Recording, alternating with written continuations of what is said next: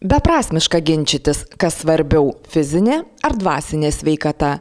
Lygiai svarbios abi, sako prieš porą metų europinėmis lėšomis atnaujinto, šį rudenį reorganizuoto iš dviejų vienu dariniu tapusio psichiatrijos skyriaus vedėjas Virginijus Diktanas.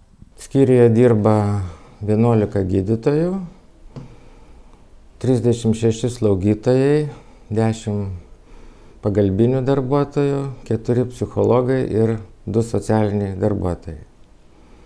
Taip pat turime ir 10 vietų dienos stacionarą, kur pacientai ateina iš namų, nenorėdami atitrūkti nuo savo įprastos aplinkos ir gauna tas pačias paslaugas kaip ir ligoninėje. Taip pat turime ir naujai įsteigtą nuo šių metų rugsėjo mėnesio, tai yra krizių intervencijos centrą, kur žmonės patenka ištikus kažkokiai tai gyvenimiškai krizei, tačiau mes matome, kad jos galima jiems padėti per trumpą laiką, tai yra per 10 dienų, neilgiau jie gydomi, kur teikiama medikamentinė pagalba, psichologinė pagalba, užimtumo terapija. Psichiatrijos skyriuje šiandien 50 lovų, į kurias guldomi tie, kuriems tam tikrų gyvenimo etapų prireikia medikų pagalbos, kad pasveikę ar jausdami ilgėlesnę globą galėtų gyventi pilnavertį gyvenimą.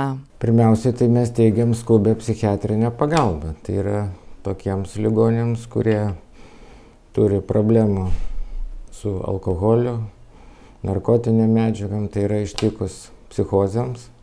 Taip pat sergantiems šizofrenija, nuotaikos sutrikimam, sunki depresija arba manija, elgesio sutrikimai,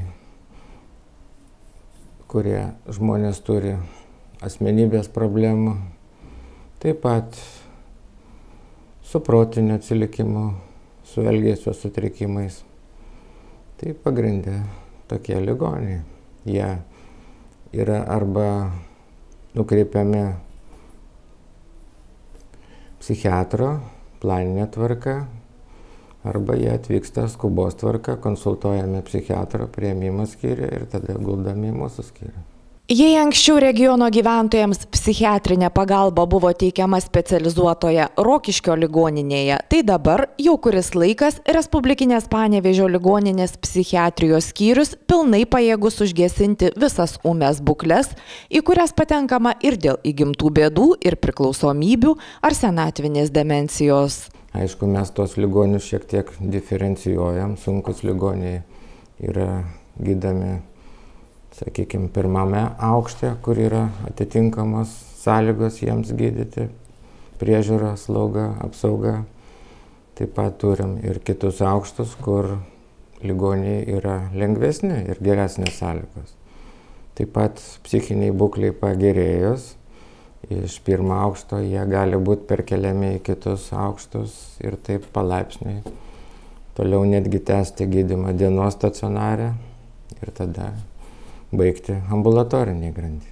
Kad gydymas turėtų prasmę ir medikams mažiau tektų dirbti, kaip juokaujama, gaisrininkais, kuomet ligai subujojus jį įsiliepsnoja tartum ugnis, nepakanka tik gydymo stacionare, kuris trunka ribotą laiką. Mes turime psichikos sveikatos centrus, tai yra poliklinikų atitikmuo, kur žmonės kreipiasi ambulatoriškai. Ten yra ne tik medikamentinis gydymas, bet irgi sudaromos sąlygos gauti psichoterapinę pagalbą, reabilitacinę pagalbą, užimtumo terapiją. Netektys, praradimai, problemos darbe, asmeninių santykių nesėkmės, bene pagrindinės priežastys, parklupdančios kartais net itin stiprių aplinkinių laikomą žmogų.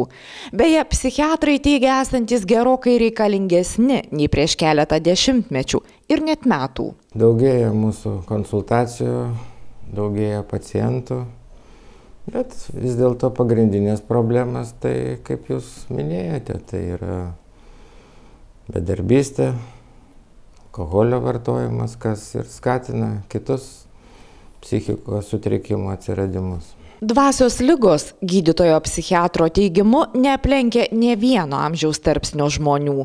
Todėl pabrėžia labai svarbu, kad į ligoninę patekęs žmogus gautų ne tik piliulių ir injekcijų. Psichiatrijos skyriuje dirba itin gebantis bendrauti, raktą į trapų vidinį žmogaus pasaulį randantis personalas. Pirmieji žodžiai – grąžinantis pasitikėjimą savimi, tikėjimą šalia esančiais, suvokimą, kad yra svarbus ir reikalingi, tariami kaip tik čia. Ne visada rezultatas pasiekiamas iš pirmo karto. Būna ir grįžtančių pacientų, bet tai yra daugiau iš sunkių ligonių, kurie įsirašę iš mūsų vengia vartoti medikamentus. Psichinė būklė gana greitai pablogėja ir jie vėl atsiduria čia dėl kokio tai neadekvataus arba agresyvaus elgesio ar ketinimų nusižudyti. Paradoksas. Kuo labiau modernėjame, tobulėjame, tuo daugiau darbo turi psichinė visuomenės sveikata besirūpinantys.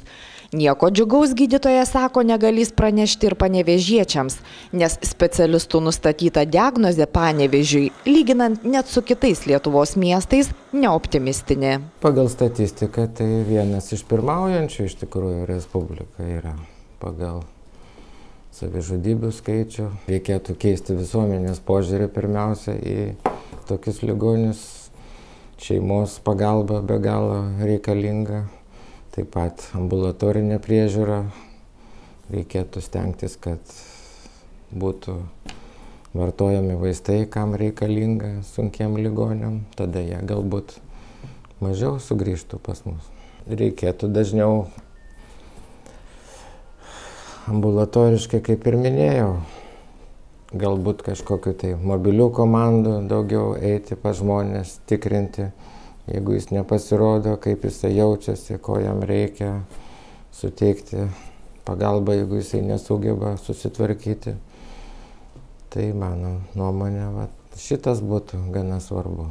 O štai ši aplinka labiau panašiai prabangų reabilitacijos centrą. Tiesa, tai irgi centras, tik krizių intervencijos.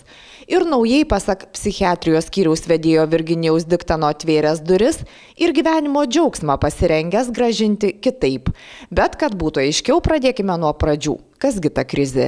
Tai susidariusi tokia žmogui staigi, nepalanki kažkokia tai situacija, su kuria jisai nesugeba susitvarkyti ir kuri jį išveda iš pusiausvyros, nebesugeba adaptuotis esamoje situacijoje, nebesugeba susitvarkyti darbe, šeimoje ir taip toliau. Tai priveda prie suicidinių minčių, tai yra noro pasitraukti iš gyvenimo, atsiranda nemiga, atsiranda nerimas, ir apskritai sutrinka socialinė adaptacija. Pasirūpinta, kad prireikus pagalbos žmogui netektų varstyti begalį specialistų durų, kol gali būti apims dar didesnė neviltis. Pasijutus blogai galima ir net būtina kreiptis tiesiai į krizių centrą.